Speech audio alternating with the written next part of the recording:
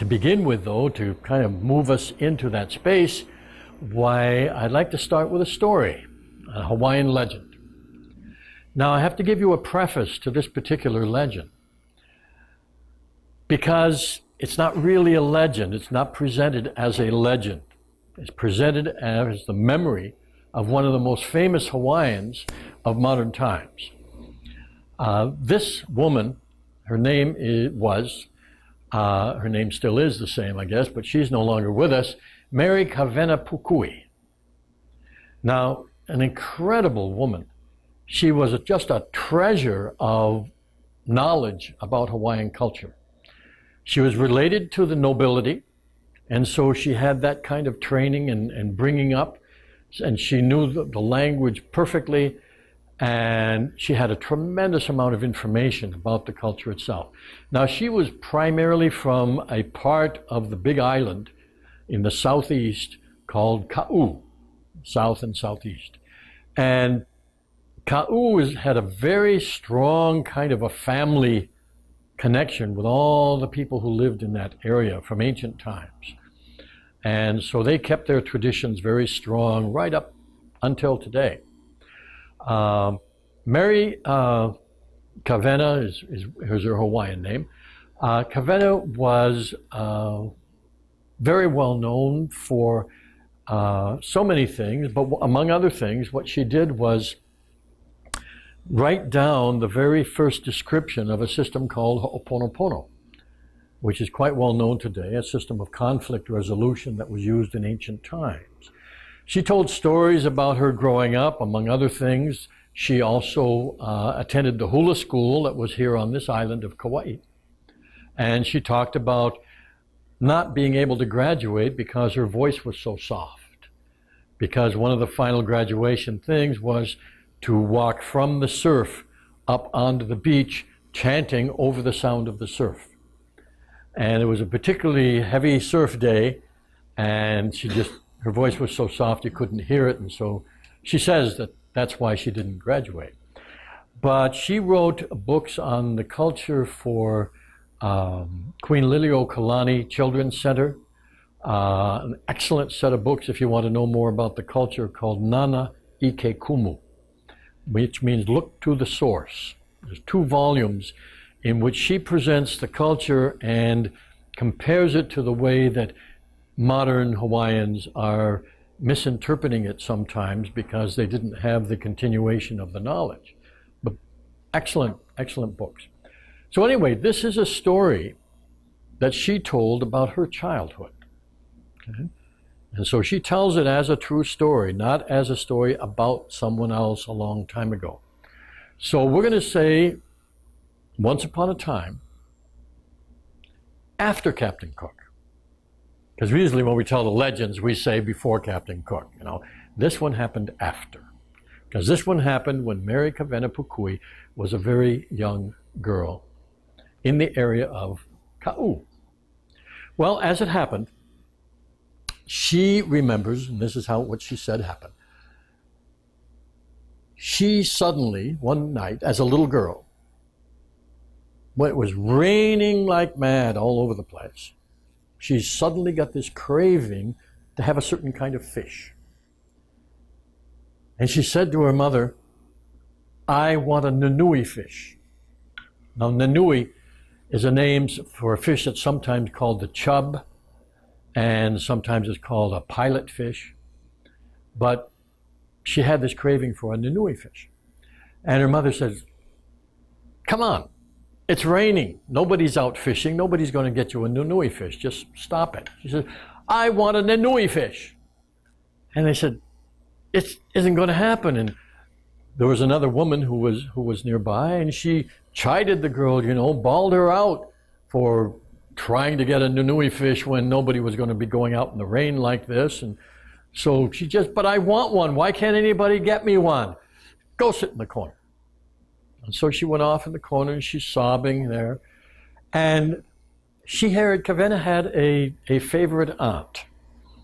And you heard me say aunt, that's because my father was English.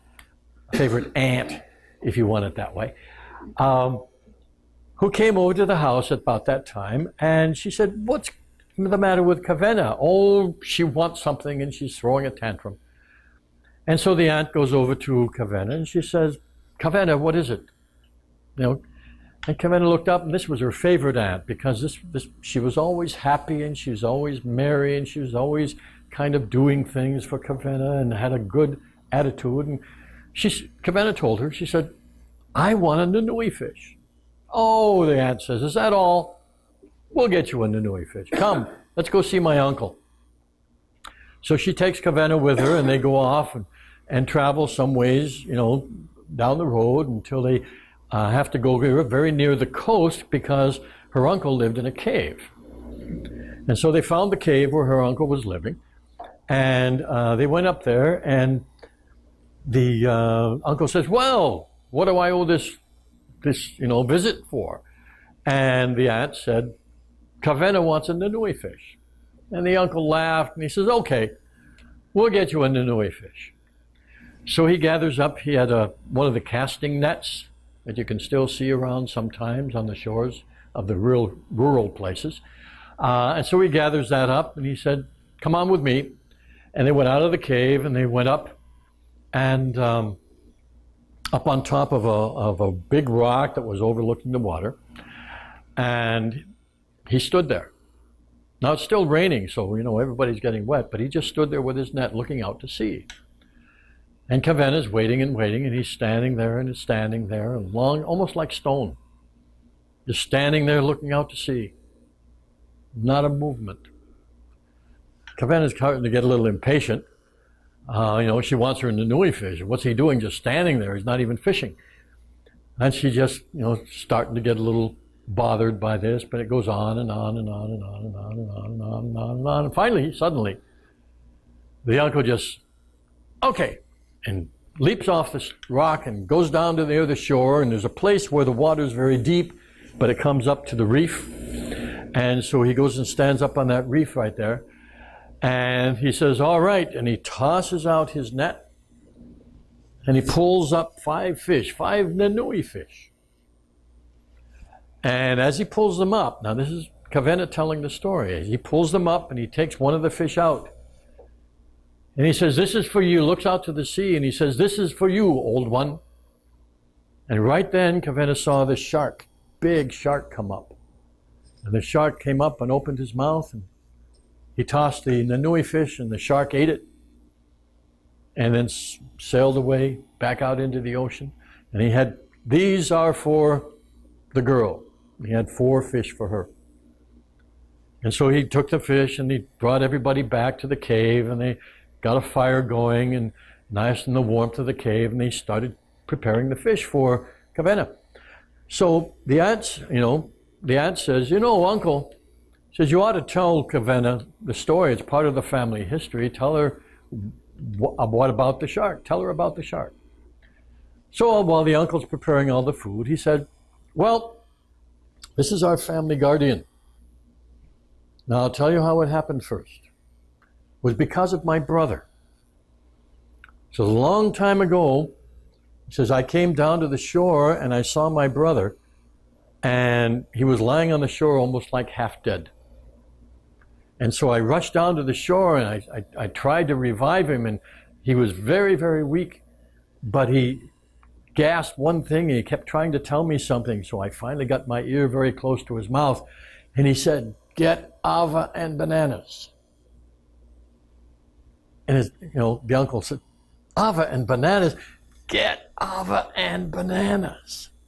So, okay, maybe this is going to help him get well. I don't know. So he goes and rushes off. Now, ava, first of all, some of you might know what that means, might not know. Ava is a very special plant that grows in Hawaii. And out of the roots of this plant is a drink that's made that's a mild narcotic. Now, it has some curious properties. It can only be found in certain places. And has a kind of a thin stalk that sort of resembles a bamboo stalk. I mean, it doesn't look like a bamboo. It's got nice different leaves on it and everything, but it has these little nodules on the stalk. But it's the roots that you use. And out of these roots, they make this drink. They mash it up and they strain it. And the drink itself sort of looks like light-colored mud when it's prepared. And if you taste it, it has a very curious effect. It produces a numbness of the tongue and the lips. And they've tried to analyze this scientifically in the laboratories. They have no idea what causes this. But people say it reminds them of Novocaine, which is a drug you take when you're getting your teeth numb. But it tingles the tongue and makes them kind of numb. If it's prepared in a certain way, it's very mildly alcoholic. It ferments a little bit, but nothing to speak of. But there's a quality of this. It's also called kava. Some of you will know it by the name of kava. But there's a quality of it that relaxes the body and refreshes the mind, all at the same time. Well, this is what the uncle's brother had been calling for. And of course, there were certain kinds of bananas that were only eaten by men, and so he gathered those particular kinds of bananas and came back down to the shore. Well, he brought them to his brother rather, and by this time his brother was getting a little bit of himself back, and he crawls up to a rock, the same rock that they stood on before, the uncle tells Kawena. And he crawls over to this rock right over the water, and he's in a kind of as much as he can of a loud voice, he says, "Guardian, don't leave. I have food for you." And so the uncle's watching, okay? So then out of the water, here comes this same shark.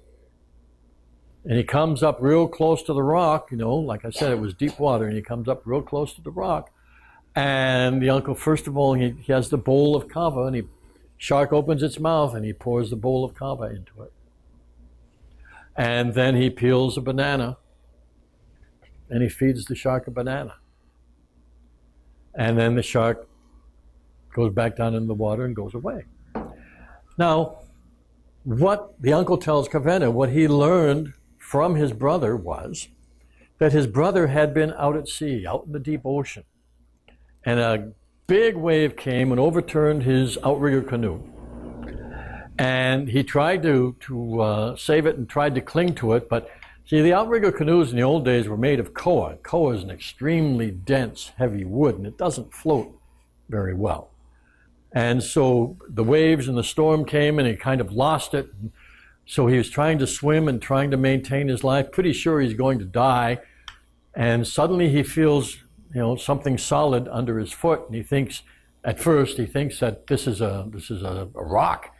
But no, then this animal comes up, this fish comes up, and the fin comes up, and he grabs the fin, and this shark carries him all the way from out in the ocean, carries him all the way into the bay, carries him all the way into the shallows, and deposits him on the beach. And somehow intuitively he knows that to please this guardian spirit, because that's what it is, that's how they thought of it, to please this guardian spirit, two of the most sacred things to give would be ava and banana. Okay, so that's why when he was there finally almost dead, and his brother, the uncle, found him, and then when he felt better, when he was better, he told him the whole story of what happened. Many years after that, when the uncle's brother was very sick and about to die, the uncle went to see him, and his brother said, "Please, keep feeding the guardian after I die." And so the uncle promised that he would. And so this is why when they came for the nanui, when Kawena wanted the nanui fish, the uncle said, "Kawena, that's because the guardian put that thought in your mind. Because the guardian wanted a nanui fish. And so you had that thought in your mind, and that's why you insisted so strongly, and that's why I went and did the fishing for you, because I knew that this was a request from the guardian."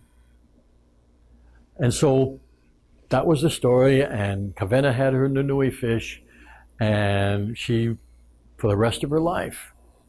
Remembers that story, remembers that event, okay, and never forgot it. Okay? And so that's how she shared it. Now this brings up an interesting bit of speculation. And what I'm going to say, some of you know I've talked about this before, but some of you have not heard it. And it is speculation because there isn't anything whatsoever written down anywhere to prove or disprove what I'm about to say. But I have a theory.